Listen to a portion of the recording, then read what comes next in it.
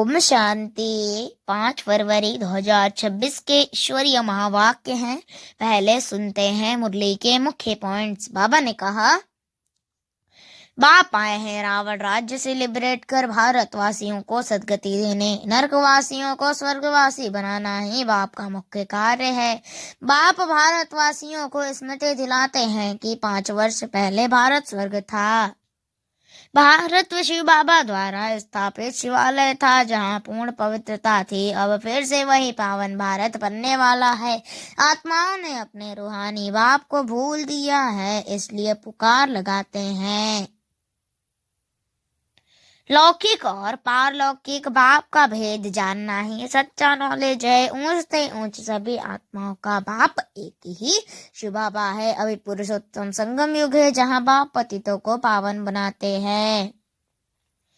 लक्ष्मी नारायण का राज्य सतयुग में था, यह स्मृति बाप दिलाते हैं। पूजा तो करते हैं पर बायोग्राफी कोई नहीं जानता। भारतवासी स्वयं स्वीकार करते हैं कि हम पतित और पावन बनने चाहते हैं।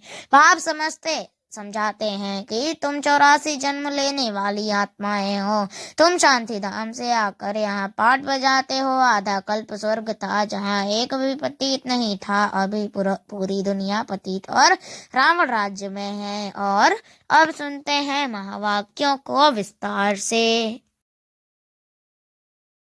मुरली का सार। मीठे बच्चे, बाप आए हैं तुम्हें रावण राज्य से लिबरेट कर सदगति देने, नरकवासियों को स्वर्गवासी बनाने। प्रश्न, बाप ने तुम भारतवासी बच्चों को कौन सी स्मृति दिलाई है? उत्तर, हे भारतवासी बच्चे, तुम स्वर्गवासी थे।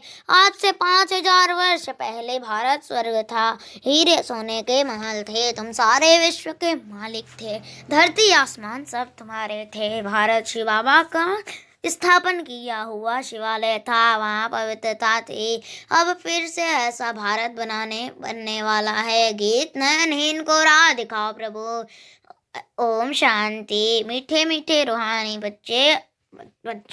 बच्चों, आत्माओं ने यह गीत सुना। किसने कहा? आत्माओं के रूहानी बाप ने। तो रूहानी बाप को रूहानी बच्चों ने कहा कि पिता भी कहा जाता है। कौन सा पिता? परम पिता, क्योंकि बाप तो है एक लौकिक दूसरा पारलौकिक। लौकिक बाप के बच्चे पारलौकिक बाप को पुकारते हैं, हे बाबा। अच्छा, बाबा का नाम शिव, वह तो निराकार पूजा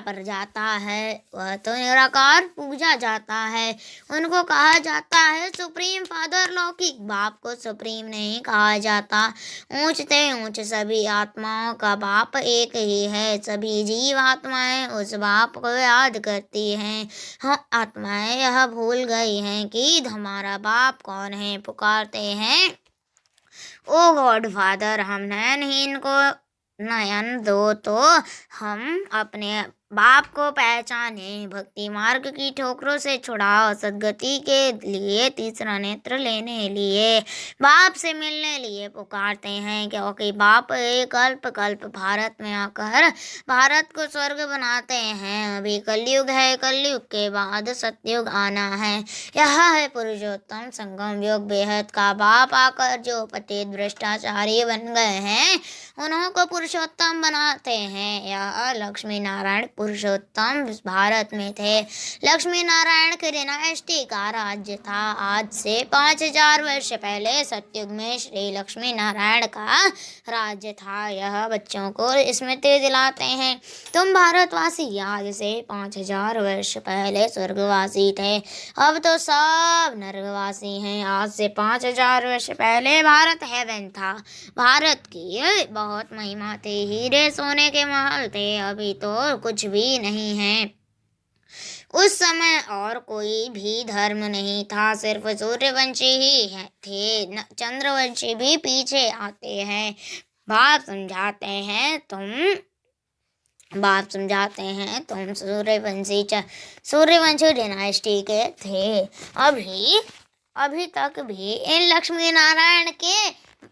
इन लक्ष्मी नारायण के मंदिर बनाते रहते हैं, परंतु लक्ष्मी नारायण का राज्य कब था, कैसे पाया, यह किसको पता नहीं है। पूजा करते हैं, जानते नहीं तो ब्लाइंड फेथ हुआ ना, शिव की लक्ष्मी नारायण की पूजा करते हैं, बायोग्राफी को भी नहीं जानते। अभी भारतवासी खुद कहते हैं हम पतित हैं, हम पतितों को पावन बनाने वाला बाबा आओ, आकर हमको दुखों से रावण राज्य से लिबरेट करो।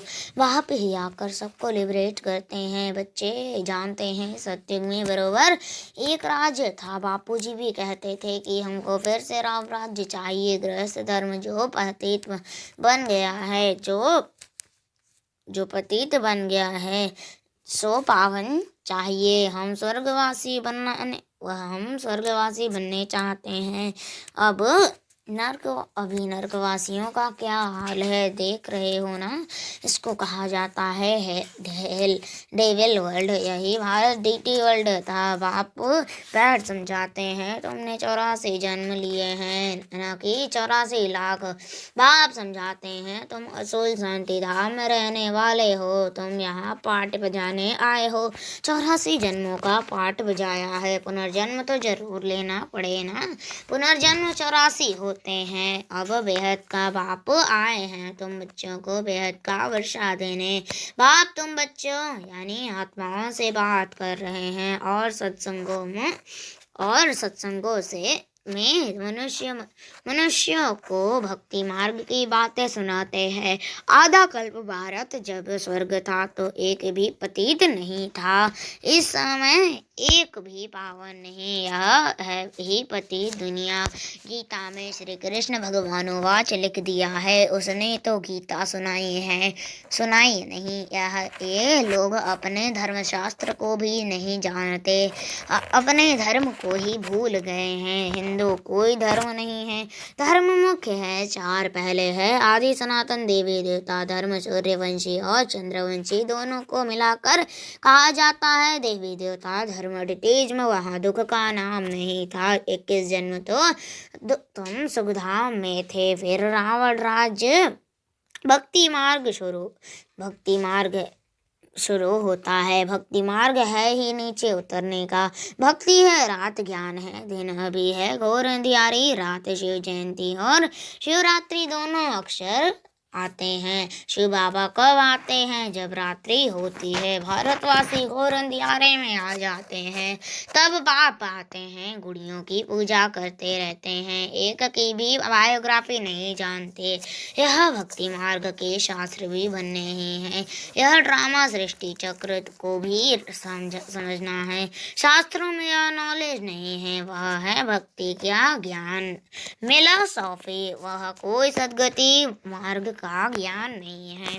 बाप कहते हैं मैं आकर तुमको ब्रह्मा द्वारा यथार्थ ज्ञान सुनाता हूँ। पुकारते भी हैं हमको सुखधाम शांति धाम का रास्ता बताओ। बाप कहते हैं आज से 5000 वर्ष पहले सुखधाम था, जिससे तुम सारे विश्व पर राज्य करते थे। सूर्यवंश डायनेस्टी का राज्य था। वहाँ की सब आत्माएं शांति धाम में थी। वहाँ 9 लाख गाए जाते हैं।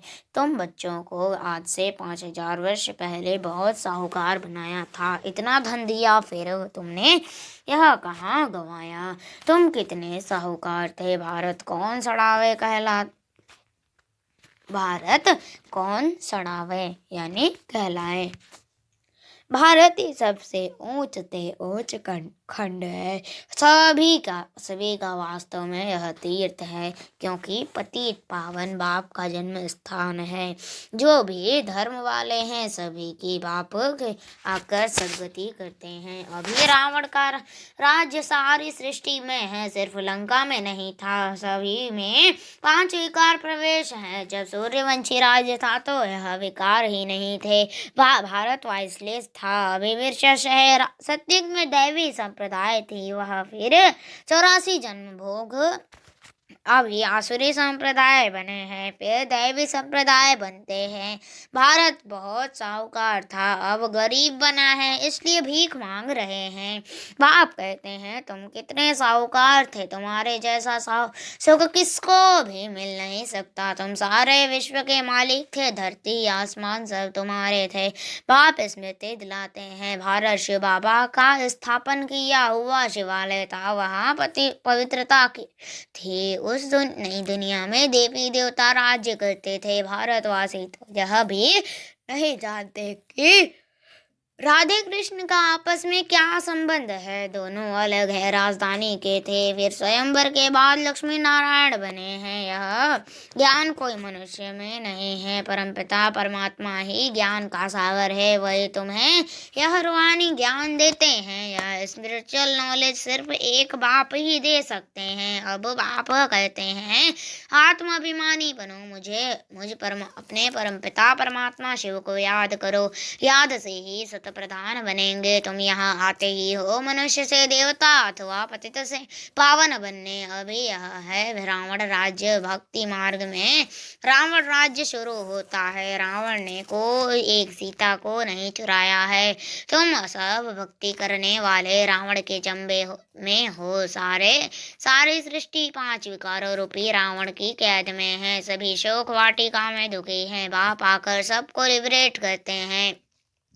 अब बाप फिर से स्वर्ग बना रहे हैं। ऐसे नहीं कि अभी जिनको धन बहुत है वह स्वर्ग में है, नहीं, अभी है ही नरक। सभी पतित है इसलिए गंगा में जाकर स्नान करते हैं। सभी पतित हैं इसलिए गंगा में जाकर स्नान करते हैं। पतित पावन तो बाप को ही कहा जाता है। पतित पावन तो, परंतु पावन तो कोई बनते नहीं हैं। पतित हैं इसलिए गंगा में जाकर स्नान करते हैं। समझते हैं गंगा पतित पावनी है। परंतु पावन पतित पावन तो बाप को ही कहा जाता है, न कि नदियों को। यह सब है भक्ति मार्ग। बाप ही यह बातें आकर समझाते हैं। अब तुम यह तो जानते हो। एक है लौकिक बात, दूसरा फिर प्रजापिता ब्रह्मा है अलौकिक। यह नॉलेज अभी सिर्फ तुम ब्राह्मणों को मिलती है। लक्ष्मी नारायण को भी यह ज्ञान नहीं रहता। यह ज्ञान प्राय लोप हो जाता है। भक्ति मार्ग में कोई भी बाप को जानते ही नहीं। बाप ही रचता है। ब्रह्मा विष्णु शंकर भी रचना है। परमात्मा सर्वव्यापी कहने से सब बाप हो जाते हैं। वर्षे का हक नहीं रहता। बाप तो आकर सभी बच्चों को वर्षा देते हैं। सर्व का सद्गति दाता एक ही बाप है। यह भी समझाया है। 84 जन्म वह लेते हैं जो पहले सतयुग में आते हैं। क्रिश्चियन लोग के जन्म कितने होंगे करके 40 जन्म होंगे, यह हिसाब निकाला जाता है। एक भगवान को ढूंढने के लिए कितने धक्के खाते हैं। अभी तुम धक्के नहीं खाएंगे। तुमको सिर्फ एक बाप को याद करना है। यह है याद की यात्रा। यह है पतित पावन गॉड फादरली यूनिवर्सिटी।